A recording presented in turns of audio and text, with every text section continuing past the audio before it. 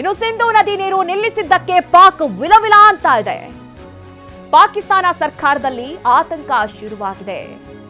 ಪ್ರಧಾನಮಂತ್ರಿ ಶಹಬಾಜ್ ಶರೀಫ್ ತುರ್ತು ಸಭೆಯನ್ನ ಕರೆದಿದ್ದಾರೆ. ನೀರಿನ ನಿರ್ವಹಣೆ ಮೂಲ ಸೌಕರ್ಯಕ್ಕಾಗಿ ಒಂದು ಸಮಿತಿಯನ್ನ ರಚನೆ ಮಾಡುವಂತಹ ನಿಟ್ಟಿನಲ್ಲಿ ಸಭೆ, ಸಿಸಿಐ ಸಭೆಯನ್ನ ಕರೆದಿದ್ದಾರೆ ಪಾಕ್ನ ಪ್ರಧಾನಿ ಶಹಬಾಜ್ ಶರೀಫ್. ನೀರಿನ ವಿಚಾರದಲ್ಲಿ ಇಕ್ಕಟ್ಟಿಗೆ ಸಿಲುಕಿದೆ ಪಾಕಿಸ್ತಾನ. ರಾಜ್ಯಗಳ ಒಪ್ಪಂದವಿಲ್ಲದೆ ಕಾಲುವೆ ನಿರ್ಮಿಸುವಂತಿಲ್ಲ. ಹೀಗಾಗಿ ತುರ್ತು ಸಭೆಯನ್ನ ಪಾಕ್ ಪ್ರಧಾನಿ ಕರೆದಿದ್ದಾರೆ. ಇದನ್ನ ಯಾವ ರೀತಿ ಬಗೆಹರಿಸಿಕೊಳ್ಬೇಕು ಅನ್ನುವಂತಹ ನಿಟ್ಟಿನಲ್ಲಿ ಒಂದು ಸಭೆಯನ್ನ ಮಾಡಲಾಗ್ತಾ ಇದೆ.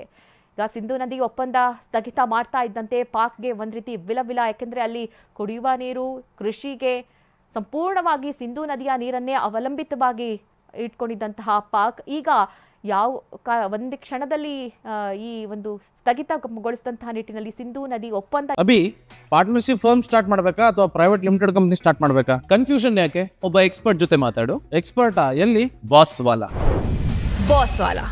B the boss. ಏನು ಸ್ಥಗಿತಗೊಳಿಸಲಾಯಿತು, ಅದಕ್ಕೆ ಪಾಕ್ ಕೂಡ ವಿಲವಿಲ ಅಂತ ಇದೆ.